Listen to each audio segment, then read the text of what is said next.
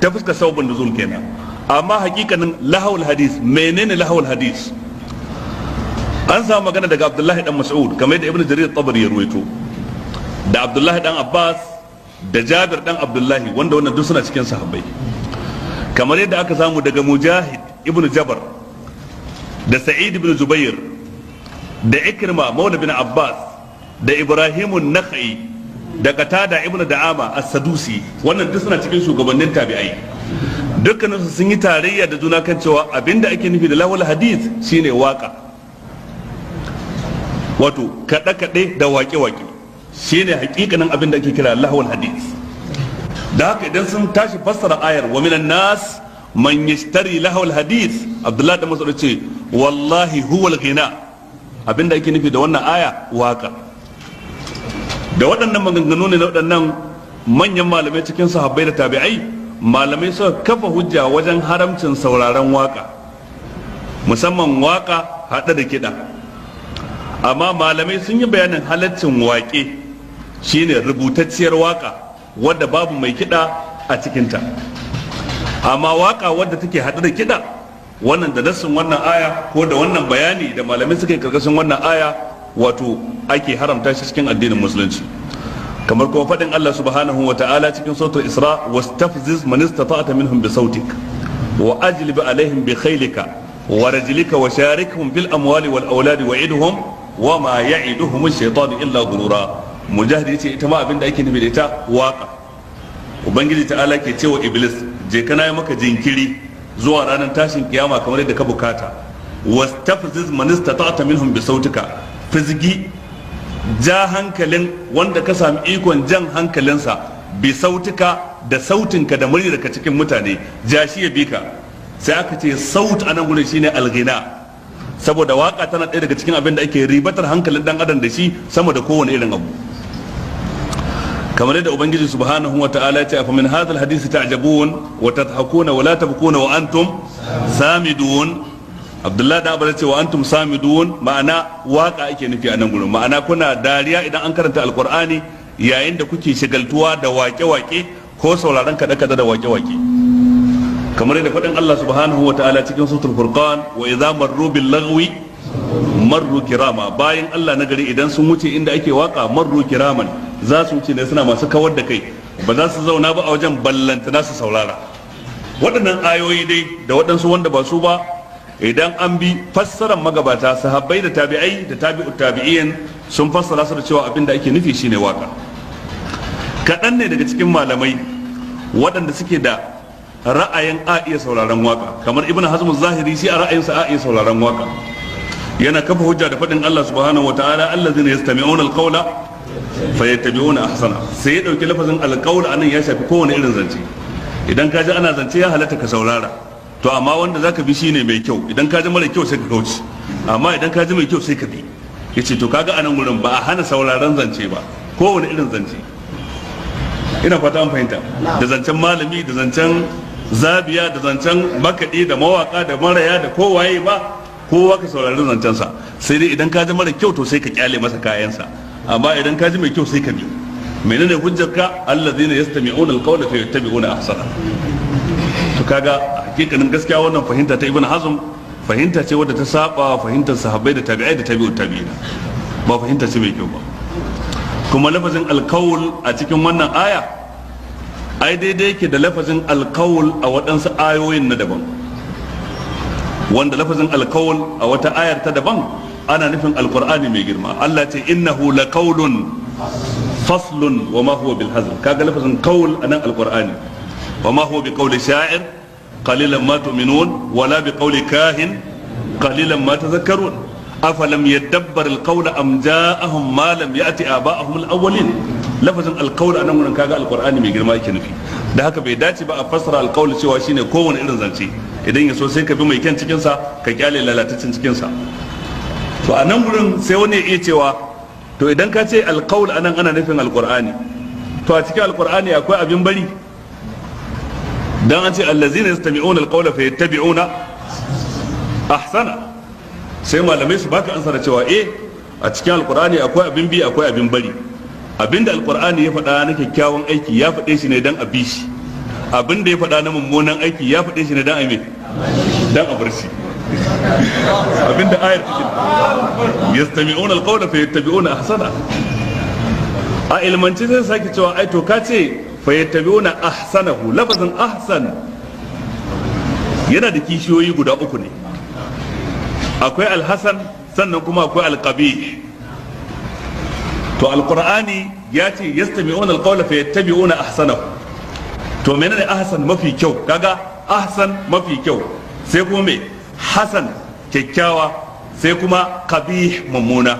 mun yi da cewa mummuna za a bar shi ba za a bi shi ba, to kyakkyawa fa ita kuma aya ta ce mafi kyau za a bi, amma ta yi shiru game da kyakkyawa ba ta ce a bi shi ko kar a bi shi. to sai malamai suke cewa hukunce-hukuncen shari'a guda biyar ne: wajibi da mustahabbi, haram da makaruhi, sai kuma ja'izi.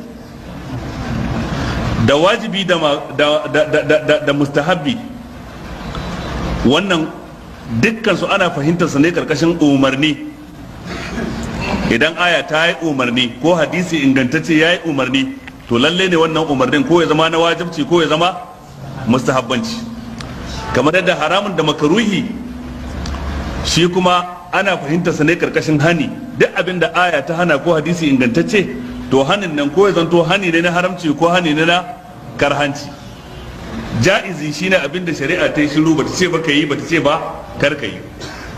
to idan ka tashi ka san al'amurra gaba ɗaya sai ka samu kashi uku ne: in ma dai qabihun mummuna kenan, shine abin da duk shari'a ta hana to mummuna ne, sawa'un haramun ne ko makaruhi ne, dukkaninsa mummuna ne, illa iyaka wancan hani mai karfi wannan hani karami, amma dai mummuna ne, sai dai darajar munin wani ya wani. ina fata an fahimta. duk abin da shari'a ta ce a yi, sawa'un umarni ne na wajibci ko na mustahabbanci, to wannan abu ne mafi kyau. duk abin da shari'a ta yi shiru bata ce ba a yi, bata ce ba kar a yi, to wannan abin kyakkyawa ne. domin da mara kyau ne da ta sa shi cikin hani, da mafi kyau ne da ta sa shi cikin umarni, amma tun da ta yi shiru sai ya tsaya a matsayin mai kyakkyawa. kaga akwai kabihun da kuma hasanun da kuma ahsan. to ahsan shine wajibi da mustahabbi, hasan kuma shine mai ja'izi. to dama ja'izi ai ba umarni aka yi da ayi shi ba, in kaga dama kai, in kaga dama, amma kabihun kuma an hana shi. da haka fadan Allah ta'ala allazina yastami'una alqawla fa yattabi'una ahsana, ma'ana waɗanda suke sauraron alqur'ani sai su bi mafi kyawun abin da ke cikin alqur'ani. to mafi kyawun abin da ke cikin alqur'ani shine mai wajibi da mustahabi. hasan kuma an kyale, ko su bi ko kar su bi, wannan ba a ce ba su bi, ba a ce ba kar su bi. kabihun kuma lalle sun nisance shi tun da sun bi ahsan. ina ba ta an fahimta. na ku ko dabbobin ku annasa sakamakon jin kaɗe-kaɗen da yake.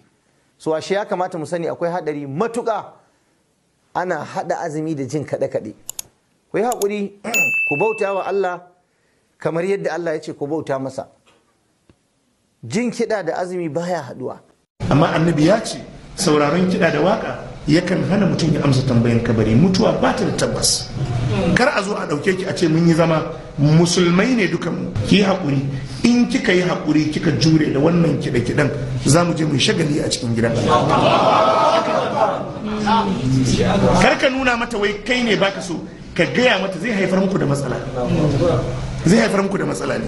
menene amfanin daɗin da bayan kamu? Kiɗa da waƙa suna da huruminsu, inda wato yanzu za ku ji shin kiɗa da waƙa haramun ne a musulunci ko kuma ba haramun bane ba, inda Malam Aminu Sheikh Daurawa zai gaya muku wato su waɗannan waƙoƙi kashe-kashen su.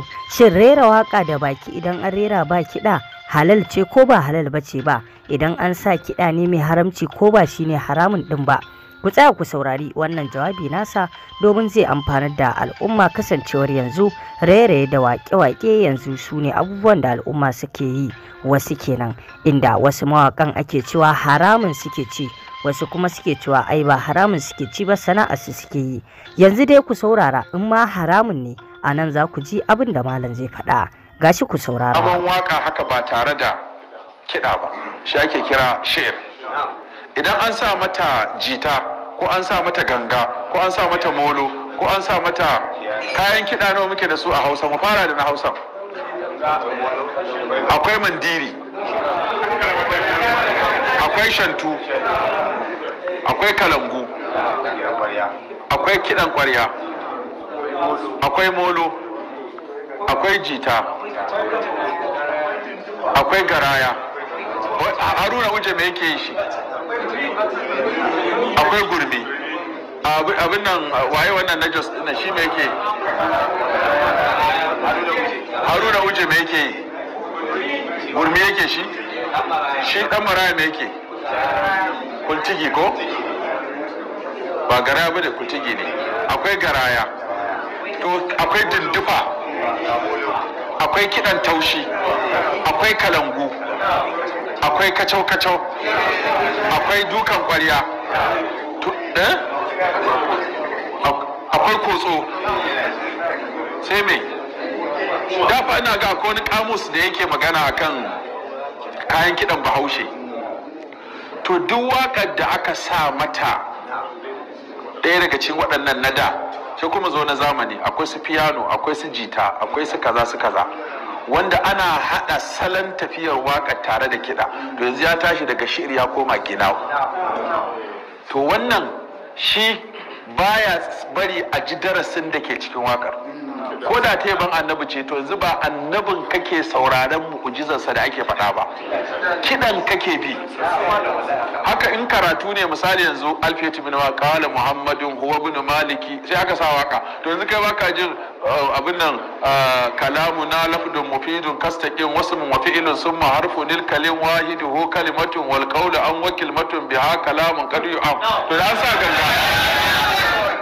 an sa ganga, ko kuma a ɗauko wannan mai sunanta, wannan ta koyar da tajawidin nan da qira'at, shatibiya kaga waka ce baiti 1000 ko aka yi don koyar da qira'at. Amma in kana yin ta haka zaka ji bismillahi wane ne bin nazami awwala tabaraka rahmanan wa mau'ila ko, to in kana yi haka kana rera ta haka da daɗi. To da an sa mata kiɗa sai ka ga yanzu ko ba darasin da ke cike ɗauka ba. Kai ko zuhudin nan da ka gani, waƙar zuhudin nan da take magana akan kitabu fihi ash'arun tujalli anil qalbi mugaffil kulli raini yuwali qawla hana zaman wa wasaqan wani. To in ka sa mata ganga, to yanzu ta fita daga wa'azi ta koma cashiya. Ko da ɗan duraidu, saboda ita waka malamai sun mai da ita ce social media na da. Duk wani sako malamai sun yi amfani da waka wajen isar da shi, amma ba sa sa kiɗa. Yanzu misali malaman Qur'ani ai gashi sun yi shaɗibiyya ko? Ibn Taymiyyah gashi yayi mana aqidarsa ko? Ga Ibn Qayyim yayi mana kafiyatu shafiya ko? Ga Qahtani yayi mana nuniyatul Qahtani ko? Duk wannan ai malaman aqida ne, amma kaga sun yi amfani da waka wajen isar da sakon nan.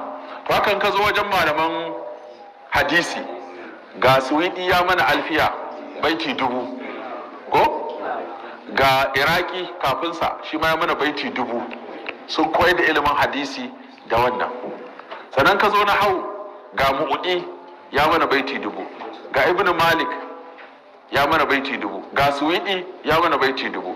In ka zo sarfu, ga Abdullahi na Gondo ya yi Hisnul Rasin shi ma baiti 1000, ya yi Miftahut Tafsir baiti 1000 ko?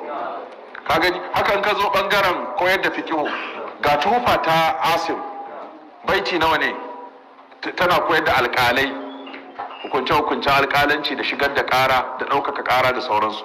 Kaga shi ma a waƙe ya kawo ta. Ga kuma Zuhudu, ga Ibn Ashur, ga Misbahu, kai hatta muktasar ɗinnan da kuke ganin girmansa da fatoyinsa, wani ya waƙe muktasar ɗin gaba ɗayansa.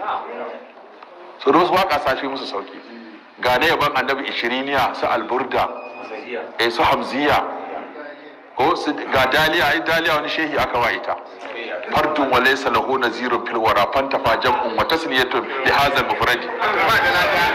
Inna zujaja idza tanawalahu al-fata tasadda sad'atan lam tukhuladi wal ma'u yukusa bir rukud kuduratun wa yarqu rawnaquhu idza lam yarkudi. Malamin sa yau Ibn Nasir ya zuga shi ya faɗi karatu da himma da kwazo da fita aje a fita gida a tafi a cin abin nan don ai karatu. Kaga duk waɗannan waƙoƙi ne aka yi su daga fannoni daban-daban to amma ana sa musu kiɗa sun tashi daga shi'ir sun koma gina. To wannan gina ɗin da suka ce yumbitun nifaqa fil qalb, yawan jinsa yana cire wa mutum Qur'ani.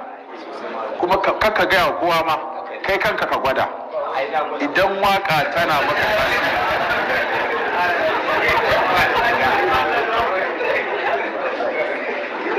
idan tana ma tasiri, to da an sa Qur'ani zaka ba gurin. Duk irin daɗin nan da ake da shi na ƙurra, ka duba Malam Khalil Husarin yana karatu malam, ka ji wato kamar wani kunnanka yana wani zauki, ka ji Sudais malam yana zabga tilawa, ka ga Shuraim yana zabga tilawa, ka ga wato Hauzaifin yana zabga tilawa, ka ga wato Sadiq Manshawi yana zabga tilawa. Ita kanta kira'an ma ƴan ƙasa ce. Akwai Hijaziya, ƴan Hijaz su ne ƴan Khalij, Makka, Madina, wannan yankin. Kira'o'insu su kuma sautinsu daban yake ƴan Hijaz. Sannan kuma akwai Misrawa, su ne su Khalil Husari, su Manshawi, su Abdulbaki Abdulsamad, su ma kuma nasu na gama daban. Sannan ka zo ɓangaren Sudan, za ka ji na gama su ma daban. In ka je Morocco, za ka ga na gama su daban. Mu ma nan ka zo Alarammomu, ka zaɓi Malam Yahuza Bauchi da Alarama Ahmad Suleiman da Alarama wannan na Katsina abin nan, za ka to in ka ji nasu su ma za ka ji mu mata mu na gamace da irin kuma sautin da daɗin. To duk wannan idan kana jin waka sai ka daina jin daɗin su inda mai haɗe da kiɗa. Shi yasa mu a Hausa ne ba ma iya waka, duca muke waka, ta Larabcin ma waka muke kiranta, ta mai kiɗan ma waka muke kiranta. To ita mai kiɗa ita ce take girgiza jiki, to saboda daɗin kiɗan. To wannan daɗin kiɗan kuma in ana karatun Qur'ani shi ko ba a kiɗa. Shi yasa wasu ƙasashen da kiɗan ya musu kiɗa, har Qur'anin ma suna masa kiɗa. Barai, na je wani gari a nan wajen nan bangaren nan, na ga ana ƙurhuwar lahu da talle. Kai ta ji ciki na ce ƙurhuwar lahu da talle, ƙurhuwar lahu ahad Allahu sa. Saboda ba sa jin daɗin Qur'ani sai an haɗa musu da talle. To kamar yadda kuka ji, wannan shine jawabi na Malam Aminu Ibrahim Daurawa a dangane da batun wato shin waka tana da kyau a musulunci ko ba ta da kyau, inda Malam ya faɗi dukkan nau'ikan waƙoƙin sannan kuma ya faɗi hukuncin waka a addini. Babu shakka dai, kamar yadda kuka sani dai, waka a musulunci a ce za a yi waka da kiɗa ba shi da wato hurumi, kuma ba wato halal bane ba yin hakan. Dukkan wani wanda ya ɗauki sana'ar kiɗa da waƙa a rayuwarsa, to ya canza wata sana'ar shine abin da ya fi masa. Amma kada ka sake wai ka ga wani a irin wannan hanya ka ringa zaginsa kana tsine masa. Abin da ya fi shine kai masa addu'ar Allah Ubangiji ya kawo masa wata hanyar da zai ringa samu ba a wannan ba, ya canza masa sana'arsa. Domin sautari idan kana zagin mutum akan wata hanya da ka ga ya bi, to fa dukkan abin da ka gani a rayuwar mutum ya faru da shi, to kadarta ce ta Ubangiji. Duk da dai mutum yana da radin zuciyarsa, akwai kadarta ta Ubangiji. Idan kana zaginsa sai ka ga a kwana a tashi shi ya daina wannan abin da yake yi, ya samu abin da ya fi wannan, kai kuma ka koma kana yin abin ma da ya fi wannan. Sautari za ka ga wasu suna danne laifukansu, suna hango na wasu ta hanyar aibata su da zagin su. A yanzu musamman ma kamar yadda za ka ga wasu suna irin zagin mawaƙan nan suna tsine masu, wani kuma za ka ga laifin da yake yi a gefe ya fi ma na mawaƙin. To dai kuma mutum me yake yi dai kamata ya ka ringa addu'a Allah ya shirye shi, ba ka zage shi ka tsine masa ba. Idan ka ganka akan hanya madaidaiciya, to kai addu'ar Allah ya ɗorar da kai akan ta, kada kuma ka zagi wanda baya kan hanyar, sai dai kai masa addu'a domin idan ya shiryu karuwar addinin musulunci ce, idan kuma ya ƙara lalacewa to fa ka sani cewa ba lalacewar ce abin ji ba, musulunci ma shi kansa ba haka ya so ba, domin dukkan wani wanda ya shigo ciki karuwa akai, wanda ya fice kuma raguwa akai.